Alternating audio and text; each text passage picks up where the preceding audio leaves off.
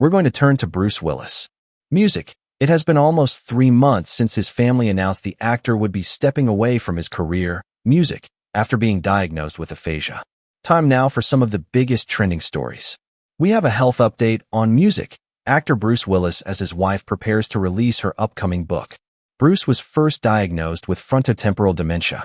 At 70 years old, Bruce Willis, the beloved star who once defined courage and strength on the big screen, is now facing one of the most heartbreaking chapters of his life. For decades, audiences admired him as the fearless hero of Die Hard and countless other films where he always found a way to win. But today, that same hero is fighting a battle he cannot defeat. After a tragic diagnosis that has taken away his ability to do what he loves most, Bruce is slowly stepping away from the spotlight. His family stands by his side, cherishing each precious moment while fans around the world struggle to come to terms with the painful truth. This is not just the story of an actor. It's the emotional farewell of a man who gave everything to his craft and is now saying goodbye with the same quiet strength that made him a legend. Bruce Willis was born on March 19, 1955 in Ed Oberstein, West Germany, where his American father David was stationed as a soldier and his German mother Marlene worked to support their young family.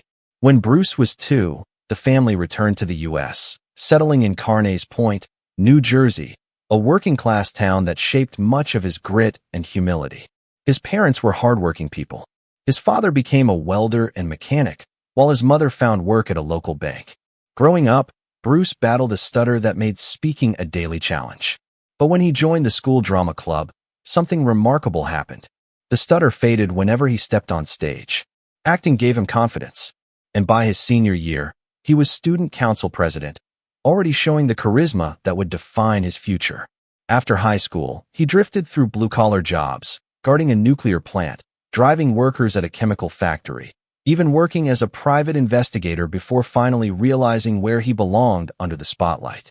He studied drama at Montclair State University, but left early to chase his dream in New York City, tending bar in Hell's Kitchen while waiting for his big break. When Bruce Willis first appeared on television in Moonlighting 1985 to 1989, few could have guessed that the wisecracking private detective David Addison would become one of Hollywood's defining faces of the 1980s. Competing against thousands of hopefuls, Willis won the role that would change his life. His chemistry with co-star Sybil Shepherd lit up the screen, blending comedy and charm in a way that felt effortless and earned him both an Emmy and a Golden Globe. As fame arrived, so did the endorsements. Willis became the face of Serum's wine coolers, earning millions, though he later walked away when he quit drinking. A rare decision of quiet integrity in an industry built on indulgence. In 1988, he leapt from TV stardom to movie superstardom with Die Hard. As John Mlan, the everyman cop trapped in a Los Angeles skyscraper, Willis didn't just play a hero, he redefined one.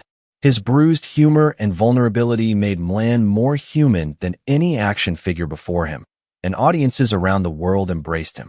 That same year, he showed a softer side in Blind Date and in Country, and even lent his voice to the talking baby in Look Who's Talking, revealing a versatility that went far beyond explosions and punchlines. The Nines brought triumphs and tumbles.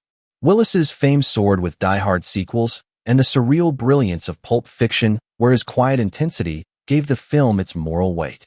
Yet between box office smashes, there were flops.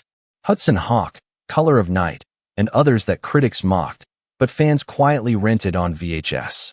He weathered each stumble with stoic humor, returning stronger in films like 12 Monkeys, The Fifth Element, and the blockbuster Armageddon.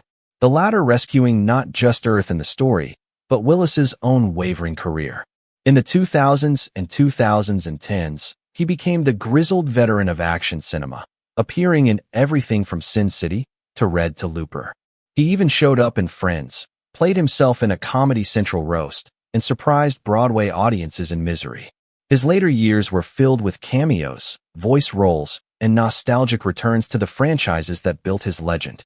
Yet beneath the bravado, there was always a reflective edge, a man aware that his journey from a stuttering boy in New Jersey to Hollywood's ultimate tough guy was both miraculous and fleeting. His story feels less like an action movie and more like a bittersweet echo of a man who fought his way into stardom and quietly carried its weight ever since. In March 2022, the world was stunned when Bruce Willis's family announced heartbreaking news. The legendary action star had been diagnosed with aphasia, a cruel neurological disorder that steals a person's ability to communicate. He could think clearly, but the words refused to come out. The man, once known for his sharp wit and confident charm, suddenly found himself trapped inside his own silence. Then came an even darker revelation. By early 2023, doctors confirmed that Bruce was suffering from frontotemporal dementia, a progressive brain disease that doesn't just take away speech, but pieces of a person's very being. There was no cure, no treatment, just an irreversible decline. His family could do nothing but watch as the man they loved slowly disappeared before their eyes. Months later, in December 2024, his ex-wife Demi Moore tried to reassure fans by saying Bruce was in a stable condition. But that word didn't bring comfort. It only raised more questions.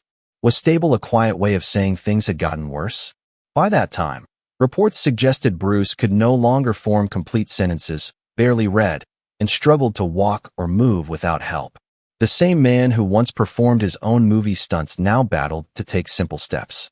His wife, Emma Willis, confessed that watching his speech fade was terrifying, especially because she hadn't realized what was happening at first. Bruce had stuttered as a child, so when his speech began to change, she thought it was just that old struggle returning. She couldn't have imagined it was something far more devastating. Even more heartbreaking, Emma revealed that Bruce might not fully understand what's happening to him. He lives in a confusing in-between, aware yet unaware, present yet distant. Still, Emma has tried to fill his days with warmth, choosing love even when everything around her feels unbearable. But in August 2025, her decision to move Bruce into a separate home with 24-hour caregivers set off a storm of controversy. Was she abandoning him or saving him? Emma explained that Bruce would have wanted their daughters, 12-year-old Mabel and 10-year-old Evelyn, to grow up in a home filled with laughter and normally, not shadowed by illness. Yet, the decision tore her apart. She's not only a wife anymore.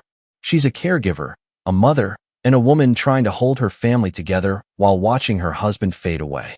Her daughters miss their dad deeply. He forgets birthdays, school events, even the small gestures that once made him such a devoted father.